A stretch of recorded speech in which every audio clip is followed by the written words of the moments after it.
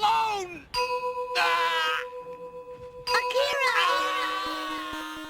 Cinematic Fantastic. Klaatu, Barada, Nikto. I'll show you who I am and what I am! Bitten by a werewolf and lives, becomes a werewolf himself. Open the pod bay doors, Hal. I'm sorry, Dave. I'm afraid I can't do that. Alive! It's alive! It's alive! Hello and welcome to the Cinematic Fantastic Podcast. I'm your host, Jason Weatherford. And your other host, William Weatherford.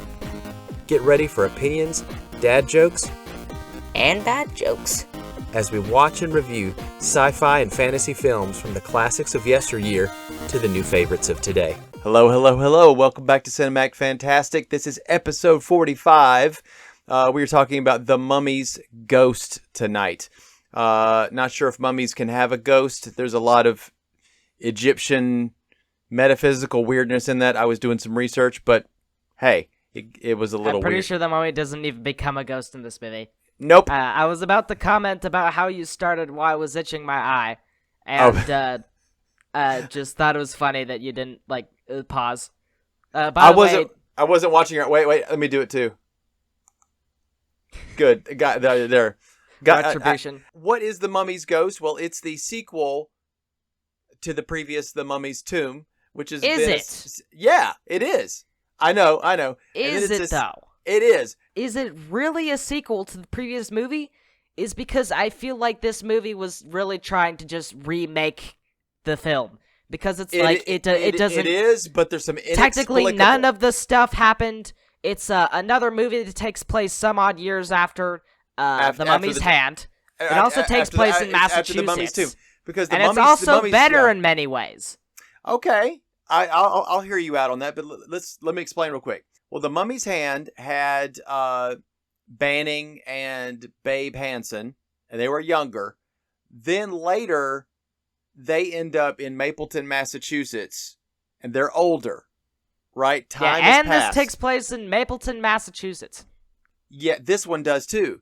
Because, except no head or tail of the well, there's former. a part we'll get into it when we talk about the plot. They're dead technically. It rewrote the because they got killed. Remember, the mummy killed them. Yeah, it's another mummy movie in Massachusetts.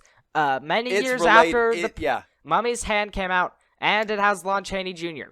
Yeah, so, it is a sequel. But here's the thing. They made some mistakes, and we'll talk about that don't make any sense. Mistakes that don't make any sense. I feel like this one would have had to have taken place before The Mummy's Tomb, if that was technically nothing out of that was mentioned really, except for it was. I'll tell you. I'll tell you why. So it's been 2 years since the mummy Karis, played by Lon Chaney Jr., was defeated, as seen in The Mummy's Tomb, which was 30 years after The Mummy's Hand. So this movie takes place in 1972. Looks a lot like 1940, doesn't it? World War II? Huh? Wasn't it like it was 30 years after, but it was technically 1960, right. And then they were like, World War II is about to start. No, you're right. You're 100% right. In The Mummy's Tomb. Yeah. The next movie after this takes place 25 years after The Mummy's Ghost. So 1997. Which look, this doesn't make any sense. They were thinking that the 1990s would look like the future with flying cars in I don't even know what. This is horror thinking. Okay, they think everything's gonna act the same, but in science fiction thinking, they're like, we're gonna have flying cars and all this kind of crazy stuff. There's movies that take place in 1980. That look really, really, really futuristic, but 1980 had none of that in it. So back to this.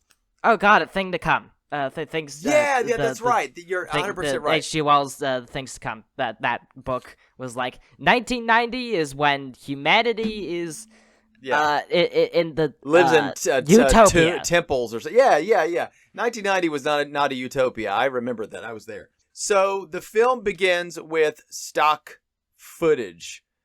You notice the stairway that goes upwards. I think that's left over from the movie Green Hell, but it was in one of the previous movies, and it's George Zucco as Andoheb walking up there. No. It's not supposed to be that. They're using it, making us, hey, but they're trying to trick us and say, no, that's Yusuf Bey, which is played by John Carradine. That's him walking up there. We're like, he's kind of got a little bit of a gut, doesn't he? But it's so quick that they just expect you to go, we used this and saved money.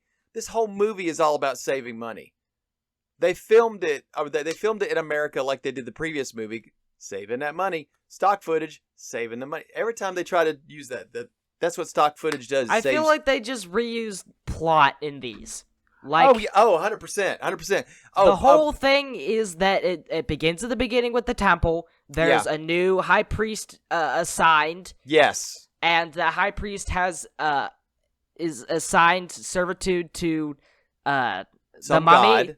Yeah, or some god. They mentioned some and god. has a goal to get the money and the reincarnation of Ananka at that time. Yes. Together. So he usually actually wants Ananka for himself or to be alive or something, and then or he's attracted by some random chick. Yeah, it's always the high priest who gets him killed. Yes. Not the mummy. The mummy is usually fine, especially in this movie. There's a whole betrayal at the end.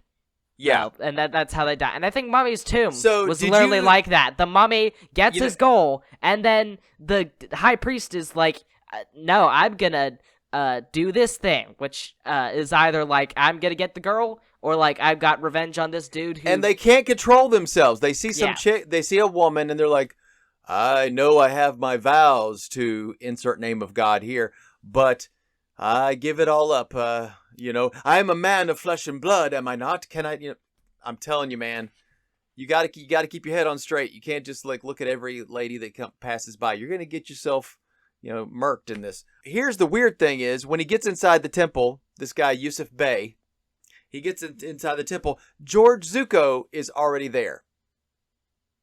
George Zuko in old face makeup. He's not Andoheb, is he? I don't know. Because he's the high priest of Arkham.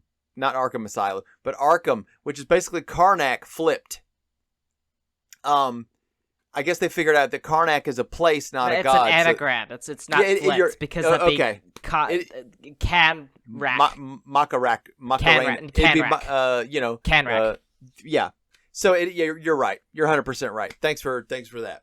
All right. So he's Andoheb. It's Canrak, I tell you. Canrak. Yeah. But you notice that he's kind of got the shaky hands, got the palsy going on. So by the way, he died in the previous movies. He got shot and fell down the stairs in one of them, and then that doesn't make sense. The house fire in the other one. I think the movie was literally supposed to begin with the mummy in the forest, and there's no prologue. No, yeah. And then they had to convince him to not do that. He just shows up like he's, in a minute, you'll see what happens.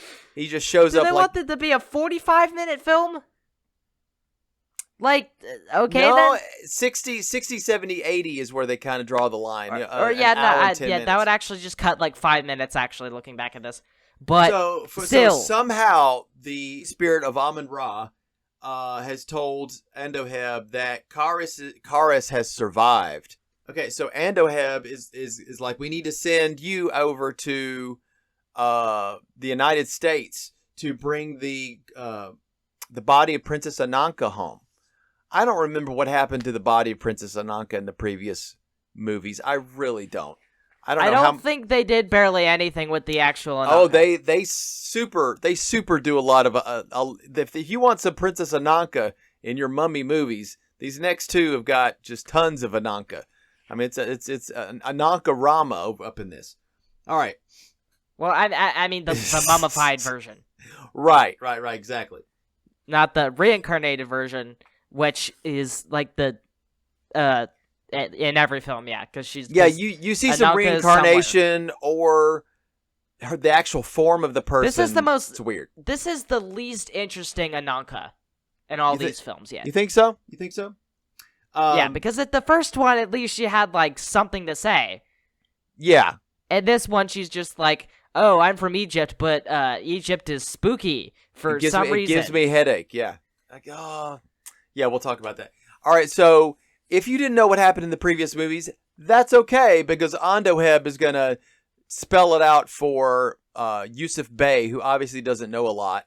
And it's kind of like, this little update of exposition is for you, the audience. Just behold. But while he's telling it, they stop him real quick and they fade over to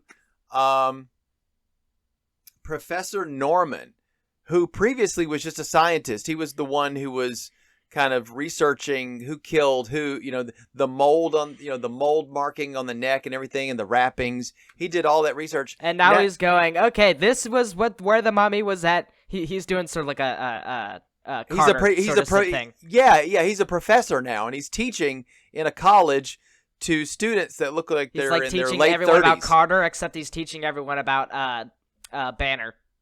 Yeah, he looks Banning. Yeah, Banning, right. Sorry. He looks like all these students look like they're in their late 30s. Dude, imagine if if Steve Banning got inflicted with the mummy's curse, and then he's turned into a hulkishly large green creature with purple underwear in 1920 or 30, whatever it takes place in. Right, that would be awesome. That would be awesome, and then they would talk about him a lot more. And that would be... So one thing they changed from the previous movies, of course, a lot, but one thing they changed from the previous movie is the dosage of the tana leaves. It's these leaves that they put into this brew and they boil them and it makes the smoke come out. I think it's like dry ice or something in the real life.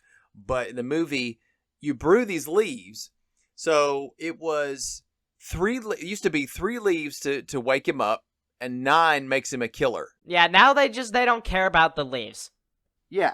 Well, they do use they just it go, quite this a guy bit. has leaves. It's a summoner. It's a summoner of Karis. It summons him, right? Then he drinks it, and he gets to live for longer. So I guess they've kind of morphed the 2 bits of lore together. Whatever. It's simplified. Right. So, what stinks is Professor Norman hasn't watched the previous movies, so he doesn't know that anybody who's met the mummy in a previous movie is going to die in the movie that they're currently in. That happens a lot with slasher movies. The previous people that are still alive from the previous massacre, they get picked off one by one. So he's talking to these 30-year-old students because they're not young. They look like they're in their 30s. Indiana Jones. Yeah. Did you catch? You probably didn't see her, but one of the students was Martha Vickers. Was played by Martha Vickers, and Martha Vickers was the guy who owned that inn in Frankenstein Meets the Wolfman. His daughter got killed, and he's carrying her through the town like you do. His daughter was played by Martha Vickers, right? She was a prop, basically. Well, let's put it this way: she was, kind of. I guess so. She was just being carried. That's like, I don't remember any other scene with her talking in it, or. Well, you saw her for a moment. I think Lon Chaney's Larry Talbot notices her, and then he later kills her or something, or the Frankenstein monster. I don't know. Hey, yeah. Anyway, none of them believe him. They're like, Pshaw, get out of here. But it's well known. It's well known that the mummy did some killing. I mean, it's like get out of here, old man. I got some Tony Hawk to play at home. Right, exactly.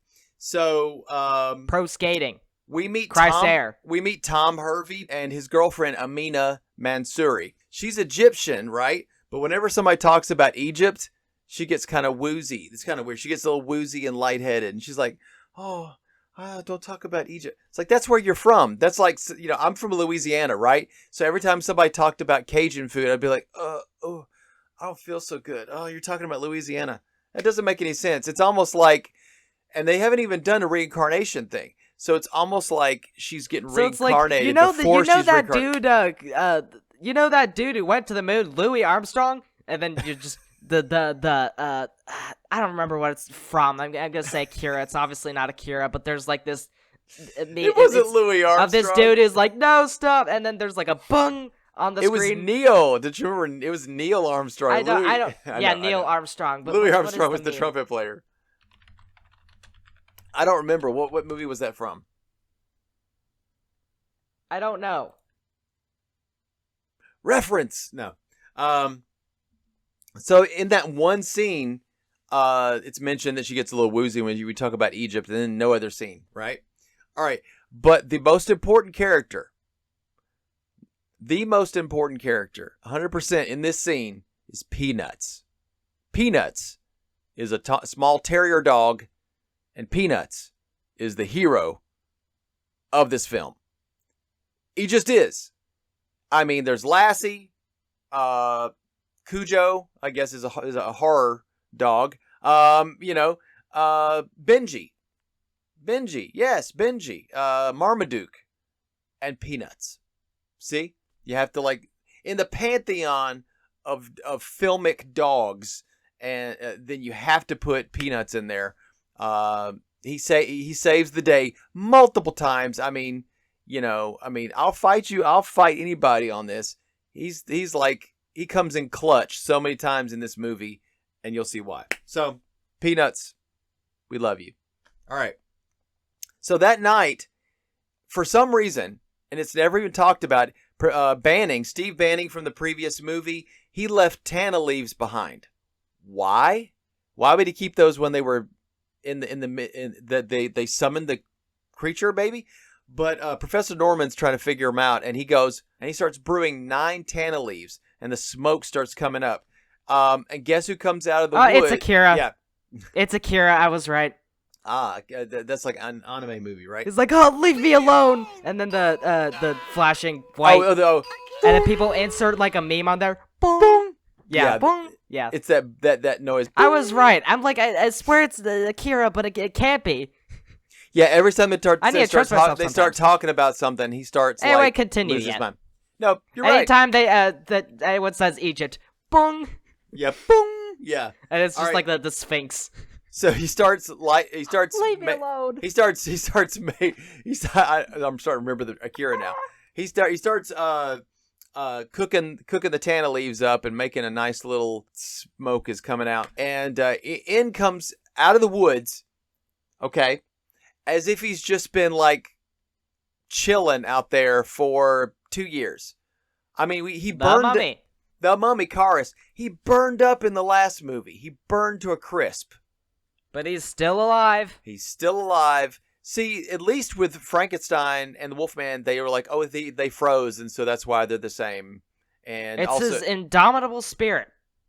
His indomitable, it's indomitable mummy's ghost is what. Yeah, actually, there's another meme about like the indomitable spirit of humanity or something, as represented by this mummy. So, as represented by the mummy in the mummy's it's 9 tomb hand. Whatever. 9 Tana leaves must be brewed during the cycle of the full moon. That doesn't make any sense to me, but whatever. Full moons never made sense in these Universal monster movies ever. All right, so Karis shows up. He starts breaking through, fences and whatever. He's like, nothing will stop him to get to the brewed Tana potion. His shadow, this makes no sense. I don't think they know how shadows work and, how close you have to be to make a shadow, right? Yeah, I'm pretty sure he like Kool-Aid Mans at one point. It's just he like, does. yeah, he walks right through the fence. He does that through the fence, but he Kool-Aid Mans through a wall later. I think it's a farmer's house. Yeah, there's literally just like a farmer and the dog, and then the dog is like, yes, there's a mummy here. It's and a different dog. The woman's like, oh, what you up to again? It's a different dog. So the shadow passes. They go into a shed. Amina is sleeping. This is Amina Mansouri, Tom Hervey or whatever his name is, girlfriend. She's the Egyptian girl. She's sleeping, and the shadow passes her, and she just gets up and sleepwalks. She's walking toward Professor Norman's house for some reason. I don't know why. I really don't. And so Karis has already gone into Professor Norman's house, and actually, as a trivia note, Lon Chaney Jr. really did grab Frank Riker, who plays Norman, Professor Norman, grabbed him by the throat and like really squeezed, and the actor goes, "He's killing me," but then they stopped, and he didn't complain about it later, but the director saw the finger marks on his neck, so Lon is really. If only he wasn't taking up like half the frame. he would have been trying to get his eyes even to bug out. Yeah, do you remember? Okay, when I watched this movie again to prepare for this, there's a part where Karis, was doing the choking. I was like, oh, so we get to really see the choke, and I want to see if it looks like he's really grabbing his throat hard. But no, I just want to know. I want to know if the trivia might be true. But Lon Chaney, it ended up being true. So the thing is, if somebody's going to grip the throat and like really go for it, and you're like, okay, did you get that on film? It didn't even get on film. It's not even worth it. So you took a grip to the throat, and it didn't even get on film. Karis leaves and sees Amina. Amina sees him and faints instantly, drops to the ground, right? Which comes up in just a minute, okay? And you see the birthmark on her wrist. But later on, they talk about, she'll have a mark on her that you'll know she's the reincarnation.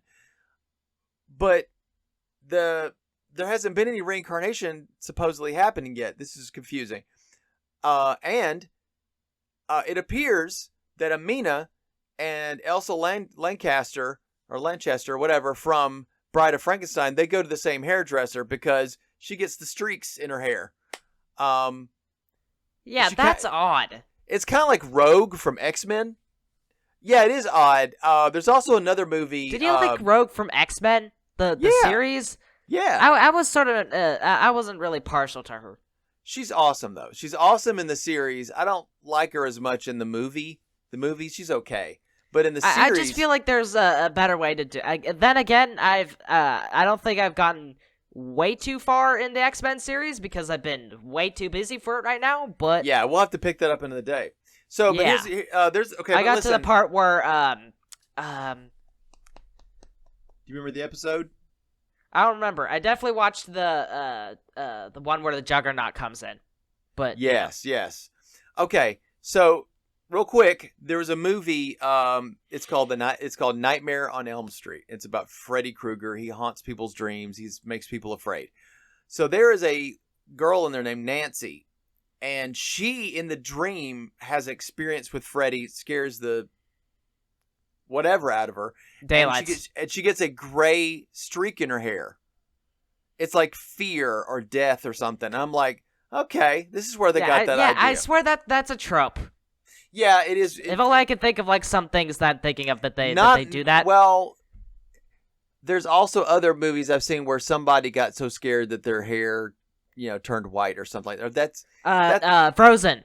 They did that in Frozen because she was starting to freeze over, so she got a streak in her hair. I think there were some different movies that did that. We'll have to. It's a trope.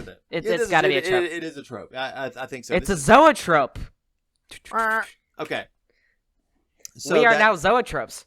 Okay. So the next morning, Tom's friend comes in and goes, "Hey, Tom, Professor Norman got murdered. And Amina was found at the scene, and she's like now the prime suspect. The sheriff is grilling her about this. Yeah, the girl is, and then they grill the dude as well, and he's like, "I just came here." Well, not yet. First, you see the coroner, which is the person that like checks over dead bodies and stuff, and he's checking Professor Norman, right? And the sheriff is there too. These are like side characters. They kind of just are there to drive the plot forward and create complication.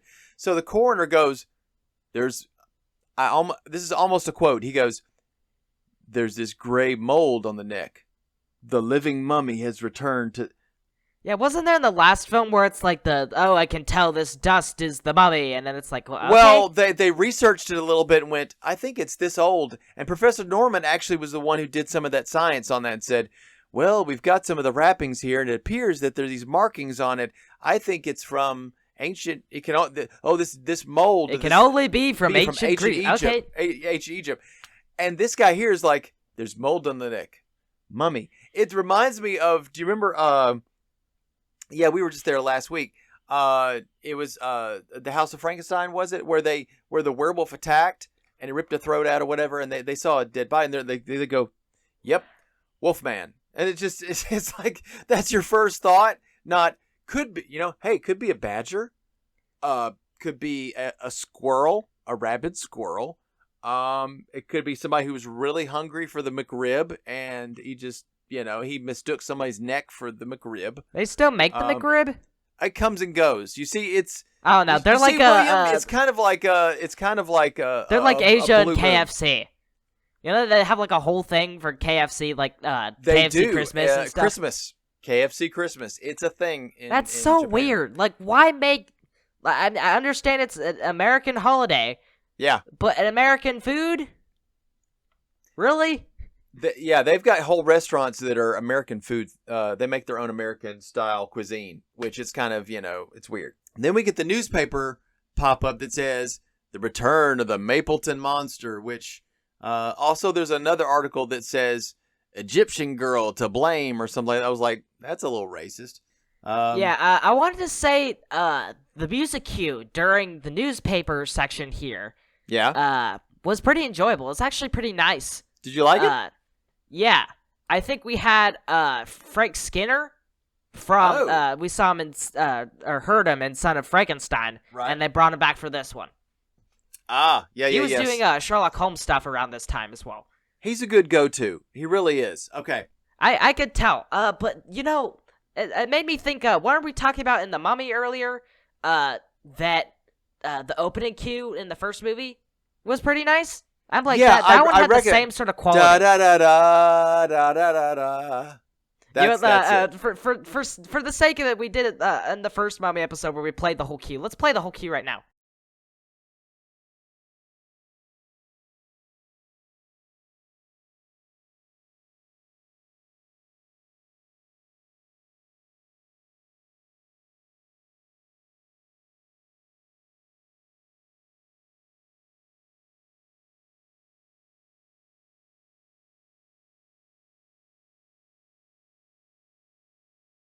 It's pretty. I like it. It's actually like pretty cool, and you can feel the ramping tension. But the newspaper scene also exemplifies. Remember, you glanced on this just a couple seconds ago. Right. The issue I was talking about, Son of Dracula, where everyone has to rediscover the existence of the monsters in every film, and so they do that later in film, and I didn't have the issue with the House of Dracula, I said, but that's later in the film still. This, not only is the issue gone, but it's in with the first 15 minutes, all before 15 minutes. They know mummies exist from previous encounters. Previous movie. In Mapleton. And furthermore, they make a single investigation, and then it's out in the papers. And exactly. And they're investigating. But not only that, do you remember how in Frankenstein movies where I always said they're like 5 seconds away from grabbing pitchforks and torches, right? Well, these guys, they're like 5 seconds away from let's all get the men. It's almost like the Ape. You remember in the Ape where they got all the men and they were all like, we need to watch all the streets, and okay, you take this corner between 5 o'clock and 6 o'clock. And you do this between this time and this time. Yeah, I'll say I like this style of writing better than Kurt Sugback writing. Yeah, but this is more pulpy. This feels like a very pulp. Shield myself from the haters. Shield away. Yeah.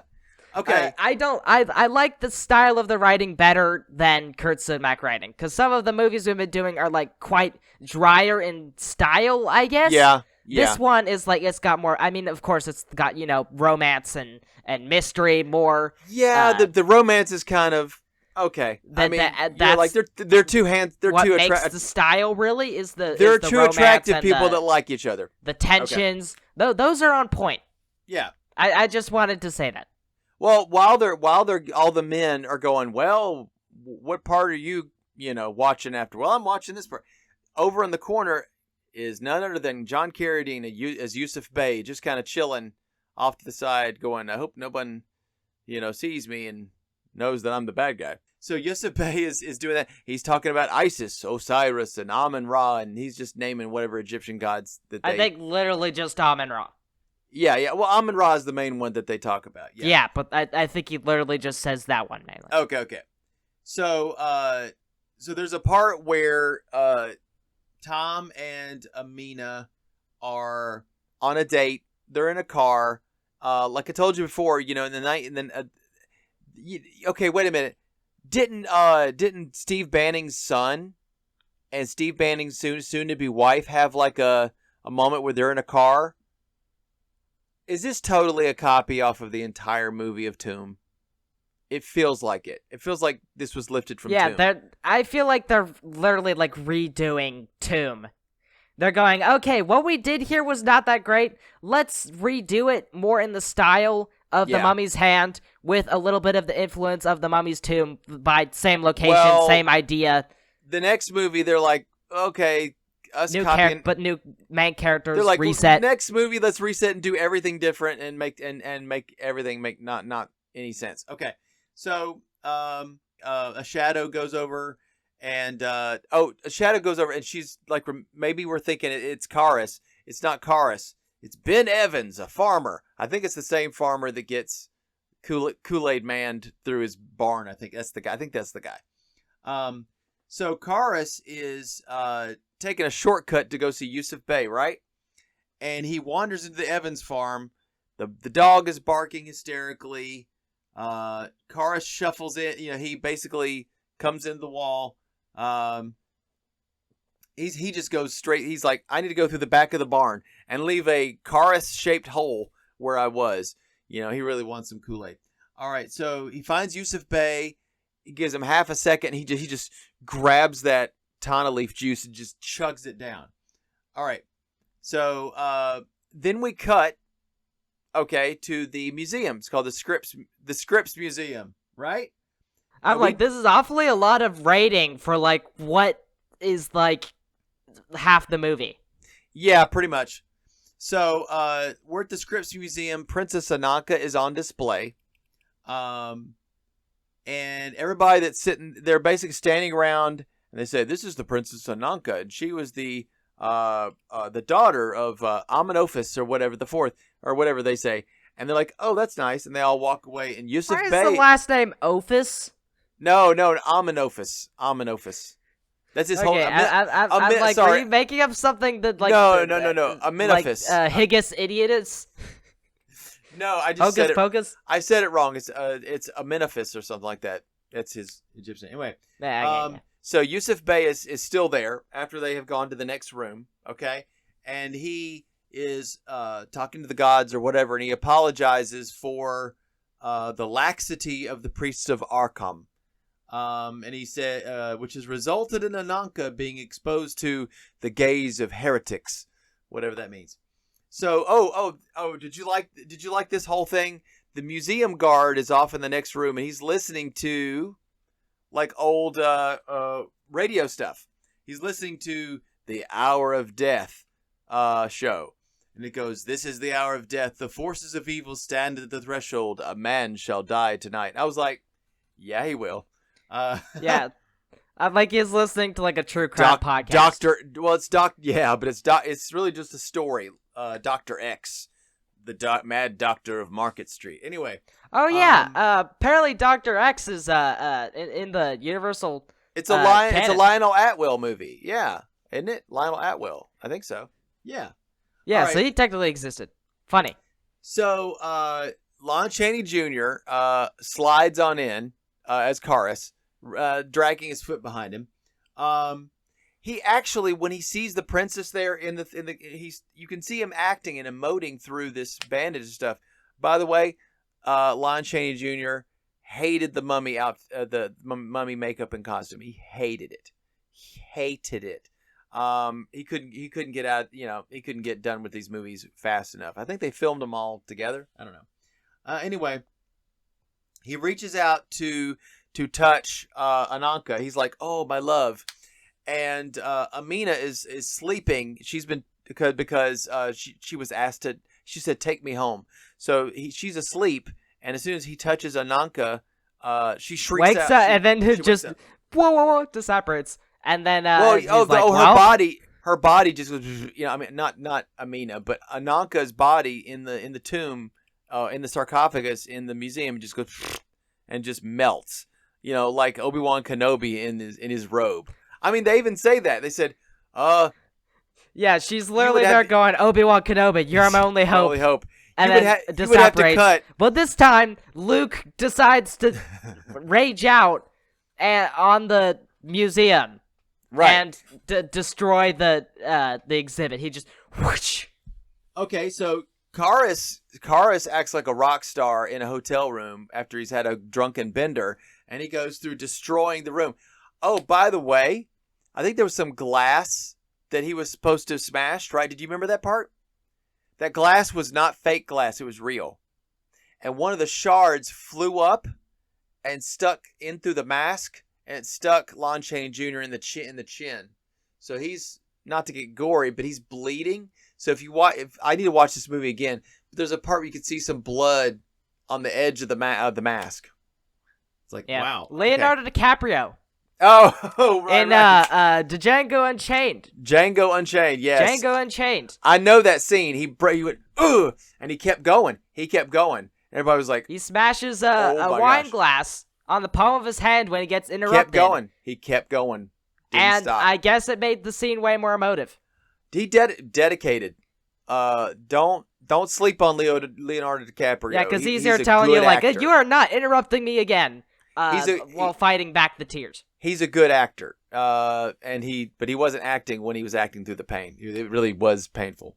Yeah, maybe it's all the music he listens to. So Yusuf Bey sees that he got melted. He's just Ananka listening got melted. to, like, Limp Bizkit to recover from the pain. Yes, at the time. All right, so by the will of Amun-Ra, Ananka's soul has entered another form. So we got the reincarnation thing. But the thing is, though, she will be marked with a mark. But Amina's already marked with the mark. Doesn't make sense. It's like, yeah. The gods have chosen to make our task more difficult. Okay. Was it even a difficult task? No, it's literally just get. He hasn't Ananka. done much, right? He did that. Okay, so before they can escape, though, the noise brings the security guard away from listening to his hour of death, so he can meet his hour of death. All right, back in Mapleton, Amina is being comforted by her landlady or whatever, or the landlord or whatever, and she says, "I felt surely somebody touched me in the middle of the night."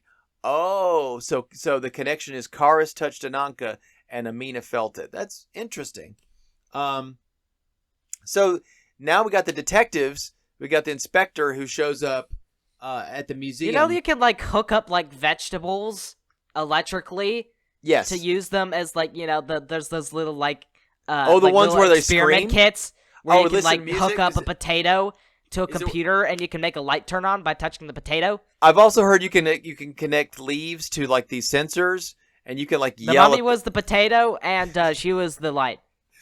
Okay, thank you. That's like MythBusters. All right. So, MythBusters? They're trying to prove something. So the potato electricity kit. What's that trying to prove? I mean, other than that, you could do that. Yes. Yeah. What's the myth? You can't. That you can't use a potato. That you can't use a potato as a switch. And they debunk it by saying that you can use it. All right. Well, then it's like, what else do you debunk? Or not debunk. Like anything that you don't know. Is space deadly?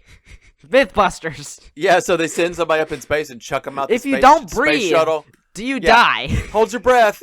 Hold your breath, Jamie, and he pushes him out the way. But it's just a MythBusters where like it's just 2 seconds long. He's like Adam Savage, no, and he's dead. All right, they're just like if you smash your face into a table, does it hurt? And then does the Joker thing from Arkham. Or not Arkham, Dark Knight. Batman, Dark Knight Rises. With the pencil in the eye, yeah. Make it disappear. Does it hurt? Boom. Yes, it does. The end of MythBusters. Let me just help you out with that. Yeah, it does. All right, so next part of the scene, right? So the inspector consults a guy named Dr. Ayab. I only know that because I looked up his name, okay? He's just the Egyptian expert guy. For some reason, he can read hieroglyphics, like, expertly, okay? So... which basically is like, Ananka is cool. This is the thing of Ananka. Ananka lives she cool. wasn't... She must be reunited. But her body wasn't stolen because none of the bandages were cut. Which is why I said that he disappeared like Obi-Wan Kenobi. All right. Yeah, but he reads the thing. He says, Ananka has been removed from the hills of Arkham, and she's been able to escape the eternal imprisonment imposed upon her for violation of her vows, and to reincarnate in order to seek salvation. Okay, that's new lore. Whatever. So... basically, she's Groundhog Day. Except she doesn't get to play around. She has to do her task or else. Right. So the expert goes, well, we need to move to Mapleton where the mummy stuff happened. We need to go investigate. And he goes, hey, Dr. Ayab, come with me. All right. So and they meet with the sheriff. The sheriff is he takes the city cops or the inspectors over to Dr. Norman's house, and they question Mrs. Norman again. And Mrs. Norman, they said, okay, what we need to do is to know what happened. We reenact the experiment that Dr. Norman was doing. Oh, was he sitting right here? Yes, okay. And he had this light on? Oh, okay. And he was brewing something. Oh, thank you, Mrs. Norman. And finally, she remembers that it's 9 Tana leaves to do something. He goes, oh, I need to brew these 9 okay, whatever. So they think, wait a minute, we can brew the Tana leaves here because it's a summoning spell. For the mummy, and then the mummy to use D&D. It's fall like into our trap. Charm mummy. Yeah, they make like a pit with like punji sticks in there, like spikes. But Tom is like, no. I'm taking Amina away. We're going to New York. We're gonna go visit my family, and we're gonna get married. We're leaving first. We're gonna leave first thing in the morning. Like yeah, but okay. Fortunately, the mummy catches onto that. Joseph Bay is like, yes. Yo, go to Ananka's. Go to the lady. Go to Amina. Yes, doesn't he go like get her? That Karis actually gets her and kidnaps her and takes her to that shack up. Yeah, that, just that like long that. that long wooden incline. That's yeah, there's like a rail incline. It reminded me of the Invisible Man Returns. Toward the end of it, where there's like a whole minecart battle section, I guess. Similar. I love to this the way movie. your brain works. Yes, I wondered why I was thinking that. That weird part of the back into my brain. Also, yes. Even though we talked about like a set being reused for, or a scene location being reused for Green Hell, good sets in this movie all the way around. Same with the cinematography. Like it's actually like very polished cinematography. No, okay. Here's what happened. He's going towards the Tana stuff, and he passes her, and she wakes up and walks outside the house. They look at each other, and Amina then faints, and then he takes her to the ramped up place. Okay, so basically it's like he's got girl and Tana leaf, and he goes girl, and that's his whole. He leaves, and he leaves, and he totally goes away from the Tana stuff. They're like, Karis, come to the trap, and they keep waiting for him, and it never happens. So they're sitting there kind of going, let's wait for the mummy. And what happens is Peanuts is supposed to be guarding Amina. Peanuts, the hero. The dog? Peanuts the dog, the hero of this movie. And he starts barking, and Tom is like, what is it, boy? What is it? Grandma fell down the well? Timmy's down the well? Yeah, that's an old Lassie thing. There wasn't any well. No, do you remember Lassie? There was always a joke that Lassie would go, woof, woof. What? It's like, what is it? Timmy's down a well, but there wasn't Timmy's any. down the well, and he goes, there's no well. Timmy's wearing a shirt, woof, and it's red, woof, and green pants, woof, woof. Oh, sorry, blue pants. You know, it's like, you know how to speak dog, you know, or the dog is barking, and they go, she wants us to follow her, or whatever. What? The dog's barking. It wants us to follow him. In every movie, they always do that. Anyway. The dog is barking. That means it has solved the Kepler conjecture. Or the Fermi, whatever it is. So they call. You hear about they made a new formula for pi recently, like the 3.14159. Apple, blueberry, or cherry. No, the 3.1415963. Key lime. I'm not confident about the 3, but whatever. Lemon meringue or key lime. Mathematical. Okay, 1 Anyway, or 2. go look it up on your own time. I saw that in my recommended, and I watched later it. I haven't watched it. I would love to have the square root of a key lime pie right about now. Okay, sorry, I was thinking about pie. All right, anyway, I feel like a Winchester brother. All right, so yeah, if only had a Chevy and a guy named Levy. American Pie joke. I'm with you. All right, so the landlady is going. Finds out she's like she tells Tom that Amina got kidnapped, and she goes toward Professor Norman's house to get the sheriff, and they like stop her right before she falls into the pit. Remember that? Okay, I think so. So Tom has been told that Karis carried Amina off across the fields. Okay, so he kind of goes in that direction, and it's really just the world's slowest chase. Yeah, honestly, you have like a whole mob. You have mob action. You have hit action. Which, by the way, did you notice that there's a part was really boring, where Tom though. is, in chase and he slides as he's turning. But they couldn't. They didn't do another take. No, he just gets back up. But I kind of like that. It feels real to me. Well, yeah, but it's like it's funny that it's like surely you could have done another take. So Karis and Amina are going to this. So he doesn't shack, like almost this fall on this hill. Yeah. Well, they go to the shack. Peanuts is telling Tom that where he's going. Yusuf. Maybe it's just because Lassie came out this year, and they were like, we gotta have a Lassie. Right. So Yusuf Bey examines Amina and finds a birthmark on her wrist. Okay. And he's like, surely enough, this is the one you've given. This is the one. But for some reason, he's starting to fight his urges because he wants her, right? Yeah, he's like, actually, let's not turn her back into Anaka. And then the Karas is just like, what are you doing, man? Well, if he's basically saying, I'll give you the Tanaleaf, he says to Mina, I'll give you the Tanaleaf stuff, and I'll drink it too. We'll be immortal together. And Karas can just, he can just kick rocks.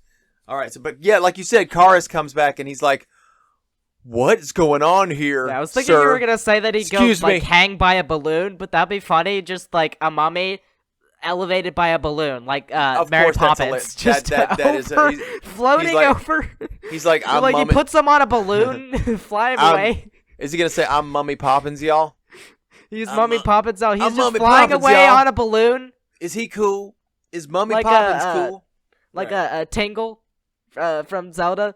He's just Has, flying away on a balloon. And it's funny that Yusuf Bey is explaining to Amina that they're going to be spending eternity forever. He says, "Has any man ever offered his bride the gift of eternal life?" Every single dude that served Andoheb has done it. So why wouldn't Yusuf Bey be the next guy to do it? So anyway, while they're giving the Tana juice to Amina, Karis fights him. Yusuf takes a hit to the face and gets knocked out of the window of the shack. I believe that Yusuf is dead. Karis goes outside to fight the hero of the movie and also Tom. I mean, Peanuts, of course, is the hero. Yeah, literally, like, Tom arrives late. He is, like, already out. The mummy is already out of there with her. Yeah, and, but he gets beat up, though. Tom does get beat up, but he's totally survives because he's he's one of the top listed actors, so he has to survive, right? Yeah, they're having, like, a little struggle on this elevated incline. Yeah, he falls. He takes a fall, but lives. Sets, man. This rail set is pretty sweet. Honestly, yeah, but it's same with cinematography. It's a little bit difficult to kind of what it ends up happening is the mummy, who doesn't move all that well in the first place. We're totally gonna believe that he was able to climb this ramp. It just doesn't make sense. So Peanut, there's a whole bridge before that, right? There's a whole bridge before the railroad shed, right? Yeah. That's a nice set too. Yeah, Tom goes down in a heap. And Peanuts goes to get the rest of the mob and bring them over. And so they arrive on the scene and we're like, we've got to get the mummy. But Karis gets Amina and goes off into the nearby swamps of Massachusetts. So it's like they teleported to Florida or something. And there's swampy land ever down there. since Son of Louisiana. Dracula, it's just all swamps. It's all bayou, yeah. Guess what the next monster in the Universal Monster Saga is? A swamp monster. Right. Okay, so here's what happens is they're trying to chase them down, and they're saying, Tom, Lon Chaney Jr., they were just like, you know what this dude would work really well in Louisiana and Oklahoma and Texas right beside it. But That's more desert. But here's the thing, William. They chase them into the swamp, and as they're going into the swamp, you see Amina's hair has gone completely white, and she's getting wrinkled. Yeah, like Hercules. Spoilers for Disney's Hercules. He's trying to save. It's rapid aging. Yeah. Yeah, he's trying to save the girl and he's like Meg, starting Megara. to wrinkle. Yeah. So they now go into the swamp.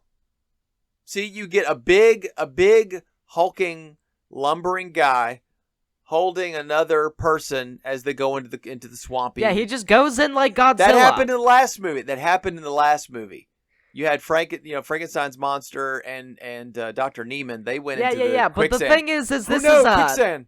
This is a cliffhanger because they have gone down and it's just like, welp. Yeah, but here's the thing. The mummy won. The woman died. Yeah, it's not like he get. Actually, I don't think we've had any Universal monster movies where like the girl dies. Yeah, really. And this is like okay, you know the movie. Speaking of The Dark Knight, you know the movie The Dark Knight. At the end of that movie, the Joker kind of won.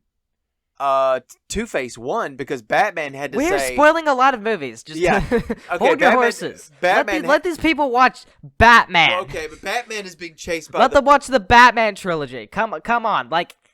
So basically, the bad guys won. All people crying because you spoiled every single Christopher Nolan movie. Oh, come on. They haven't seen The Dark Knight. I'm sorry. I don't have a lot of. All right, so that's the end of it. It's not a happy ending. That's why like so many people are like it's a sad ending. We can spoil this movie because it's really old and it's like if it's still available to watch it, please. Don't spoil it if you don't need to. Yeah. But the movie ends on a sour note. Yeah. We'll have to figure out what happens next time. But I did have some production stuff. Don't know how much little time that we have. Yes. Oh, we've got some time. Let's talk about the making of this movie. Let's really talk about well some made. Actors. Yeah. It also cuts a lot of corners though. Oh yeah. We have a personified mummy as compared to a less human one that's just like action and crawling and I was lumbering. Thinking when I was driving home today, I was thinking about something. I'm going to ask you a quick question. It's an opinion question. Okay. Okay, and then I'll let you go ahead and go with your production talk. Is that okay? Is that cool? All right. Here we go. I was thinking about Lon Chaney Jr. as Karis and Tom Tyler as Karis. And in thinking about it, Tom Tyler's Karis is creepier to me. His face looks more like they actually did makeup on it. And Lon Chaney Jr.'s, sorry, Jack Pierce, it looks like he's wearing a mask with just an eye hole cut out of it. So I think Tom Tyler's, because I think Tom Tyler had the eyes, and you could see both of them, and they were like blacked out like a shark. That still feels creepy to me. If you look at the pictures, Boris Karloff's definitely had the best eyes. No. Look at that stare. His Imhotep. No, that I'm talking about as purely an action-based mummy, because Karloff only gets one quick action scene as the mummy in the beginning. Tom Tyler is like 15 minutes straight, just add them together, of lumbering around. And looking really creepy. Plus side is we don't get that. Minus side, movie is very simple. As compared to most other ones with more like complications and they add more things to it, it's like... This movie is like more simplified. It's literally just all they have to do is get an Anka, and they do that quite easily. They want you to turn your brain off, because if you didn't turn your brain off, you'd be like, "Wait a minute, I saw these." The thing is, mummies have brains. Andoheb is dead.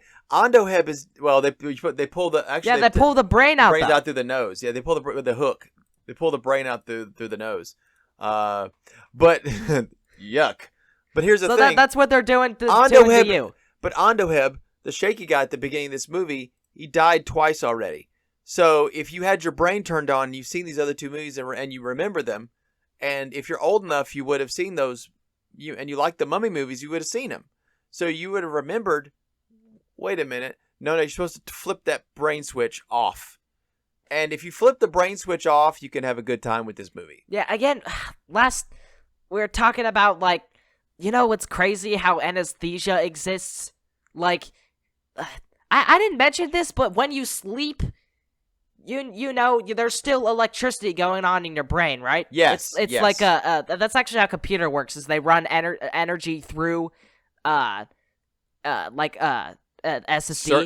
They run circuitry. They run it through there still in order to actually store things, and it decays over time, which is why, you know, batteries inside of like really old technologies will like die. That's the one thing that came to mind, is like people are like, you know, not everything is forever, right? With that, and anyway, there's electricity still going on. Anesthesia, it just shuts all off. It's just white blackout entirely, and it's crazy. Just like, and then it made me think further about like how the medical, like surgery, like the concept of surgery is crazy when you think about it. You're cutting open the human body and the heart's still beating. To just, you know, do anything, cut open a million things, saw through bones, and replace entire parts of, like, lung valves and heart valves, and remove a lymph node, or the tonsils, remove all sorts of stuff like that. And we just have the power to... I'm so glad we're not, and by the way, we're not showing any, you know, how we show We're not showing any of it, no. But just right, no.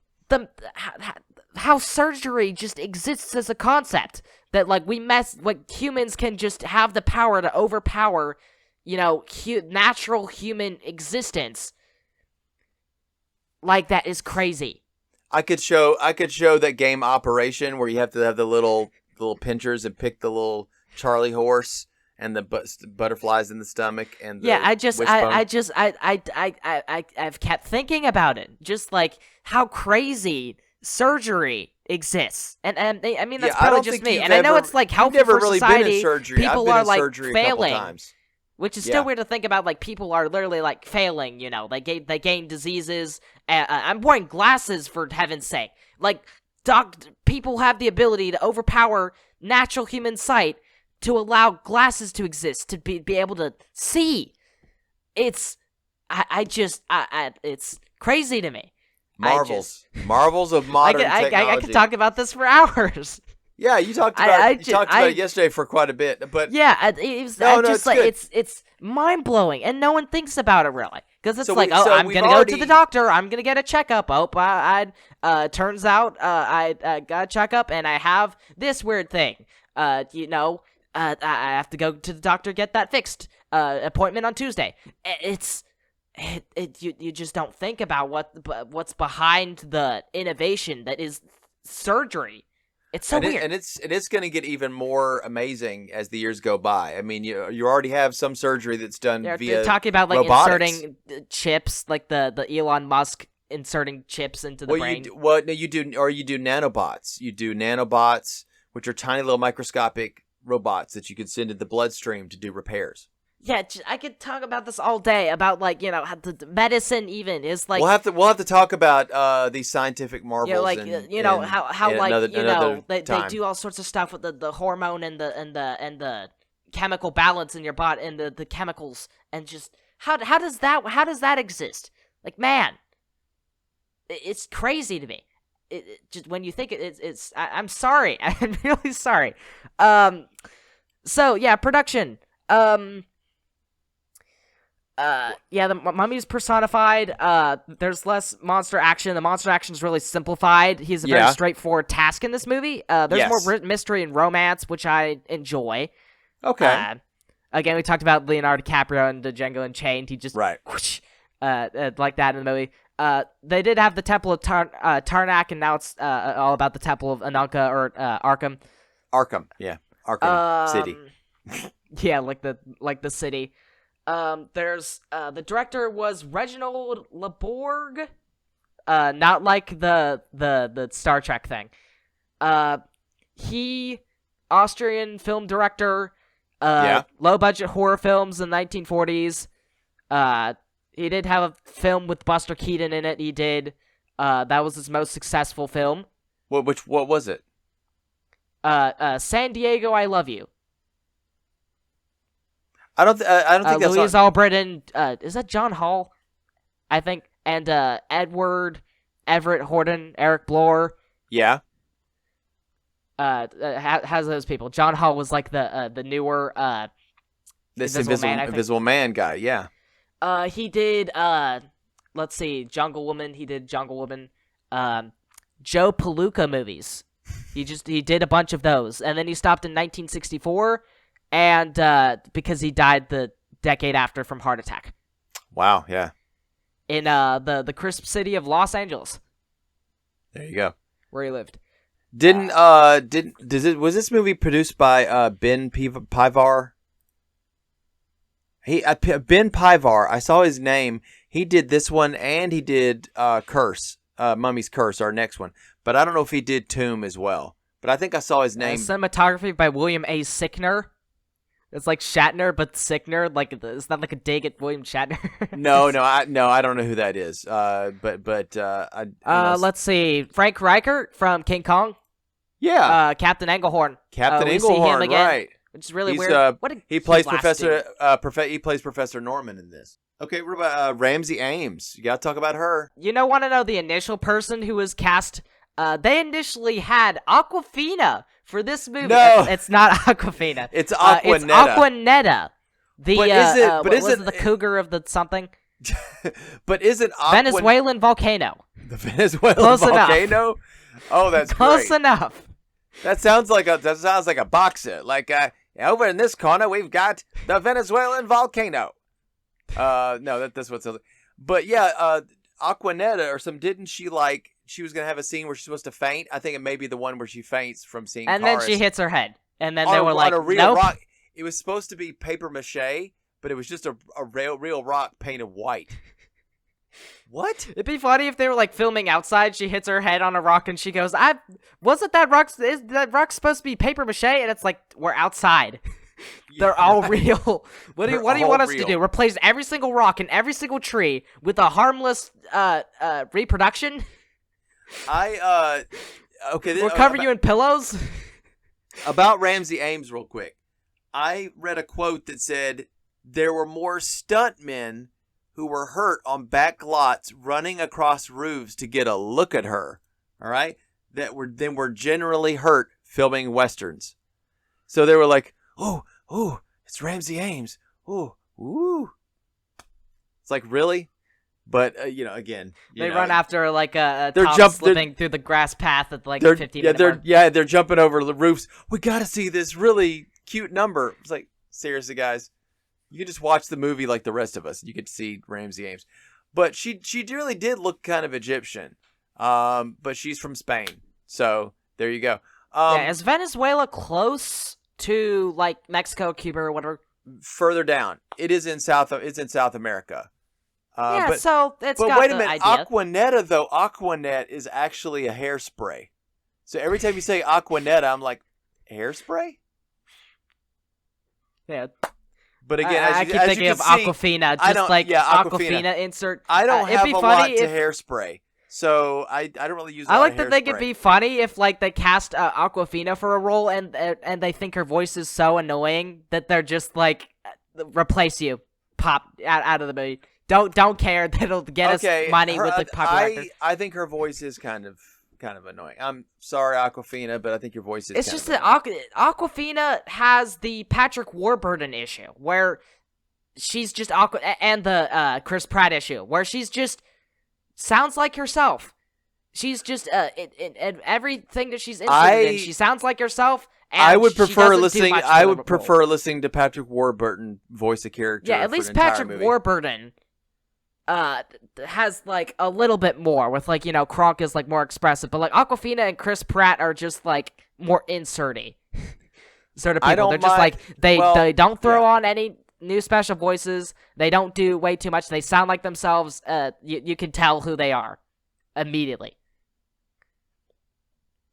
So we already But talked even about still, this. Patrick Warburton is like he sounds the same mostly, like anything he does. Barton McLean was we saw him in the Dr. Jekyll and Mr. Hyde remake as Sam Higgins. Don't remember talking too well about him as Sam Higgins. I'm like, who's Sam Higgins? he just appears for one scene. No. This was Dr. Jekyll and Mr. Hyde 41. Yes, that's why I said remake. Okay, remake. He was the guy that he has like a cowboy picture. That's funny. Sam Higgins was a normal guy, and there was an explosion down at the coal. This is the very beginning of the movie. Explosion down at the coal mine that he worked, and he got a head injury, and all of a sudden he's just thinking about doing sinful things all day long, and that's what inspired Dr. Jekyll to go, wait a minute, maybe we could take those evil thoughts and turn them. Yeah. Then I hold him higher in my brain as a guy, but still, he's okay. He's okay. I don't, Is this cowboy dude? 60s. I Dream of Genie. Genie. I Dream of Genie. Okay, I'm like, there's two N's. So no, I Dream of Genie was a TV show back in the 60s should have put Will Smith in the role instead. I Dream of Genie. No, not that Genie. Okay, it was these two. It was this astronaut. Because down in Florida, they have the Cape Canaveral with the astronauts. These couple of soldiers, astronaut guys, one of them discovers on an island, he discovers a lamp. He rubs it. Out comes a beautiful lady wearing pink. She's the genie. She can grant him wishes and stuff like that. And hijinks ensue. Let's just put it that way. She like almost becomes his wife in a way. They say, "Oh, that's your wife, Genie," because she's at the house all the time and she can put on snack. Yeah, is it better or worse than I Love Lucy? I Love Lucy. Quintessential question. No, I would say this. I Love Lucy had more of a story. I Dream of Genie is just a chance for Barbara Eden, this beautiful actress, to do kooky stuff. Turn people into monkeys and whatever, and misunderstandings and hijinks ensue. That's it. He was in there's a Monkeys, 1966 television sitcom. The Monkeys. Was the actual Monkeys? No, it was created as a parody of the Beatles, but strangely, I guess so, but strangely enough, they actually became a real band and would tour, and they actually. And I Saw Her Face. Now I'm a Believer. Yeah. That got used in Shrek. That's a Monkeys song. Naked Gun, 1956. Probably not the parody you're thinking of. It's not the parody. No. Captain Scarface is Captain Scarface. Huh. I don't know if it's the same Scarface now. But the poster he's putting on, he's definitely looking like a Edward G. Robinson sort of guy. Okay. Interesting. So anything else you could think about that? What is your main thought about this movie? You said you actually kind of liked it. Can you sum that up for me? It's well done. They definitely cut back in many aspects, but it's just a very channeled movie, and it's also it's really good to get a break from Kurtzman Mac. Oh, okay. All the haters who love Kurtzman Mac. It's just like, honestly, just like some of the stuff is just been getting a bit dry. And some of this is like, it feels fresh and imbued with, everything is like it's a little so weird, nice and clean. Well, it's just very channeled. The next movie has got some weirdness in it too. And should you watch this movie? It depends. Yeah, if you've watched The Mummy's Tomb, you probably don't need to watch this one. No, you've kind of. It's very ancillary. Well, but if you haven't watched The Mummy's Tomb. Yeah. Watch this one. Although, again, just watch them however you wish. You could skip this one. You could skip Mummy's Tomb. You could skip the 1, 2, and then straight to the last one. For all I care. Mummy's Hand, though, I have a special place for that one because it's so very quintessentially Egyptian. Yeah, just if you haven't watched The Mummy's Tomb yet, then probably make this one your third. If you've already watched The Mummy's Tomb, just skip straight past it. Your opinion of The Mummy's Curse, I want to see what you think about that one, because that one really is the nail in the sarcophagus of the Mummy series. They were like, we can't do it. The only reason they're going to bring it back again after that is so Abbott and Costello can meet him, and then they're eventually going to go, we're done. Yeah, but that was the Mummy's ghost, which the Mummy wasn't ever a ghost in the movie. No, it wasn't. Wasn't the Mummy's ghost as in possessive of of Ananka. Okay, the reincarnation thing. She was mummified, so is she a ghost? We never see her as a ghost.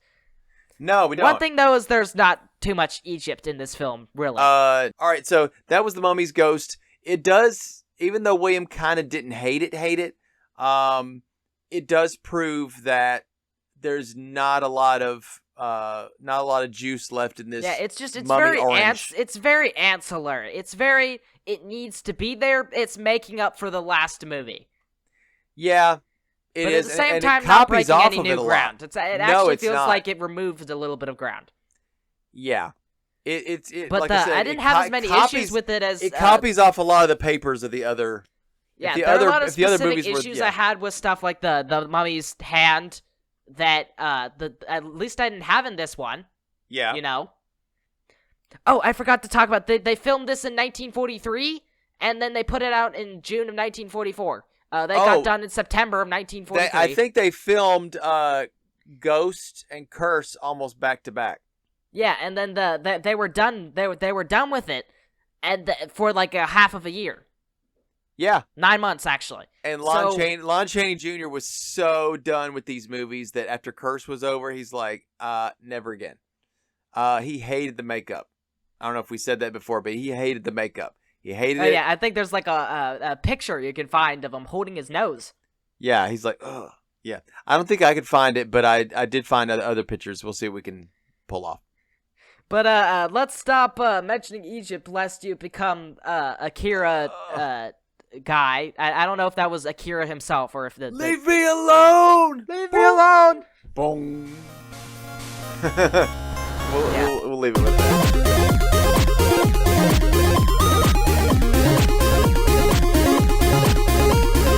Thanks for listening to Cinematic Fantastic Podcast. Click here and here for some more excellent content. Hope you'll enjoy it. See you soon!